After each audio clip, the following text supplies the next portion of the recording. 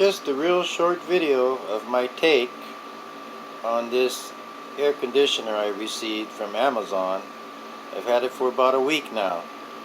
I just bought an extension hose, put it in the back. The remote works fine and it's very quiet. The thermostat works wonderful.